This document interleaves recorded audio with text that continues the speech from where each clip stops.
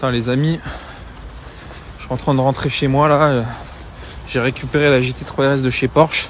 Je suis scandalisé. Cette marque là, c'est une catastrophe. Donc déjà je vous le dis, je vais la vendre la bagnole, j'en veux plus. Ça m'a dégoûté. C'est une super bagnole mais c'est scandaleux ce qui se passe. Déjà je vais vous dire pourquoi je suis énervé. Après je vais m'expliquer, je vais développer le sujet. Et je vais dire à tous les gens qui me suivent de ne pas acheter cette marque-là. Je vais vous expliquer pourquoi. Encore une fois, avant toute chose, je veux pas faire le mec qui pleure, qui se plaint, machin. C'est que je roule en Porsche, tout va bien.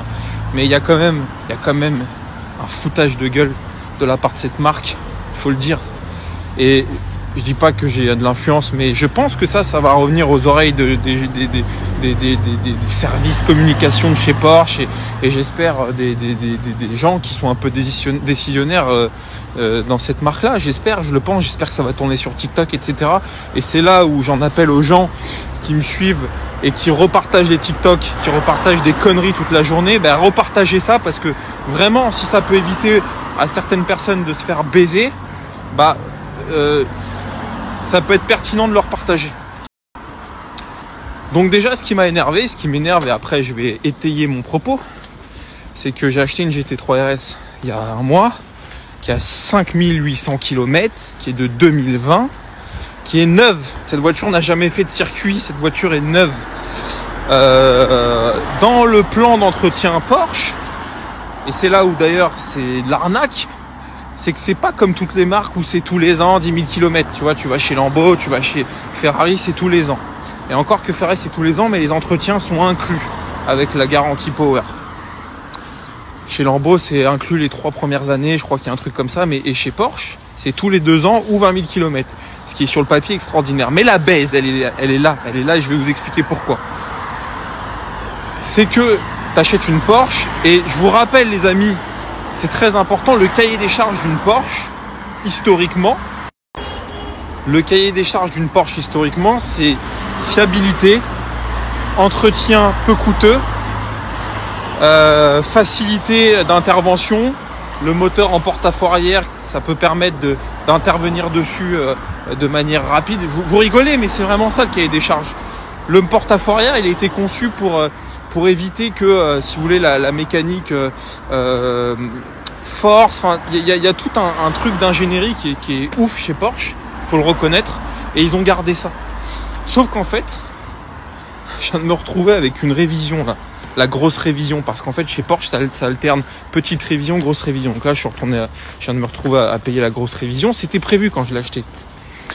Mais frérot, la voiture elle a 6000 km. Mec, chez Porsche là,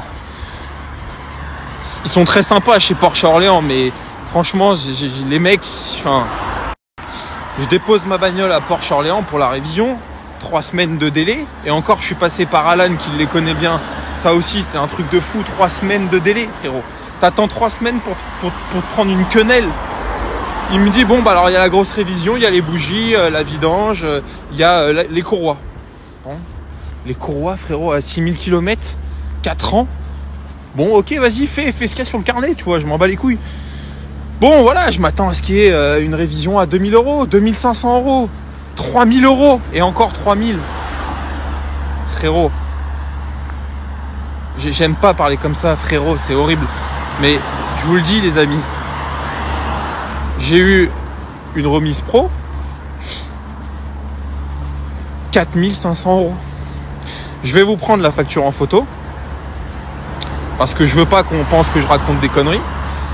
4500 € avec remise pro, ça veut dire qu'il y en aurait eu pour 5500 €, presque 6000 € pour rien. Je vais vous prendre en photo la facture pour rien. Mais moi j'en appelle aux gens qui me suivent, Porsche France, mais qu'est-ce qui justifie un tel prix? Franchement. Et me dites pas tu roules en GT3 RS, ça n'a rien à voir, c'est pas une question d'argent, j'en ai rien à branler. Le mois dernier j'ai pris 50 000 €, ça représente même pas 10% de ce que j'ai gagné. Mais c'est même pas le sujet. Le sujet c'est que il y a rien qui justifie autant d'argent pour une révision. Il y a rien, 6000 km, la voiture elle a 4 ans. Je suis scandalisé. Je suis scandalisé les amis. Je trouve que c'est du vol. Et en plus quand je le fais remarquer au gars de l'atelier qui est très sympa. Le mec, ça le choque pas. Moi, j'aurais honte de travailler là et donner une facture de 4500 € au client. C'est n'importe quoi cette marque. Et en plus, la bagnole, elle est dégueulasse, ils l'ont même pas nettoyée. À 4500 €, tu me fais un detailing, frérot. Donc il y a ça. Déjà, ça, je trouve que c'est un scandale. Ça me choque, je l'ai en travers de la gorge. Mais l'autre point, faut le dire, c'est la technique commerciale de cette marque qui part en couille totale. On m'a vendu un Taycan pour avoir une GT3 RS. Déjà, c'est hors la loi de faire ça. T'as pas le droit de faire un truc comme ça. Tu peux pas forcer un client à acheter un truc pour qu'il ait autre chose. C'est pas possible. Mais bon, vas-y, joue le jeu, tu vois. On me vend une voiture avec une autonomie soi-disant de 400 km. La voiture, elle fait même pas 200 km. Elle fait 200 km. Je parle du Taycan. Hein. Mais comment tu peux voler le client à ce point-là? Comment tu peux dire au client que ta voiture, elle fait 400 km quand elle en fait 200, 250 tout au plus en effleurant la pédale, tu vois? Je me rappellerai toute ma vie. Le jour où on m'a livré la voiture, j'en veux pas à Porsche Antibes parce que je les aime beaucoup. En vrai, humainement, c'est des bonnes personnes et tout, mais comment le jour de la livraison, le Genius qui me l'a livré, il me dit quoi? Il me dit ouais, alors je te conseille de pas mettre la clim, mais les sièges chauffants.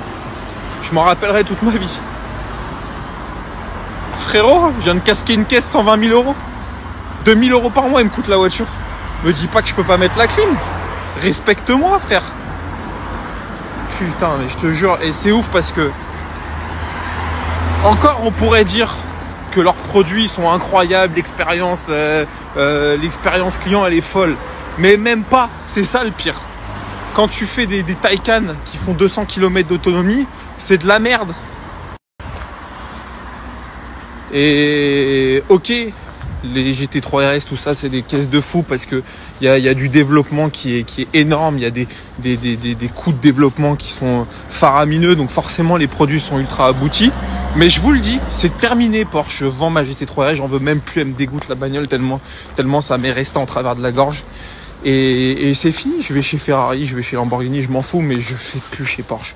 C'est une catastrophe. Et c'est dommage parce que franchement, ils ont des produits de malade à la base. Mais c'est même plus le cas.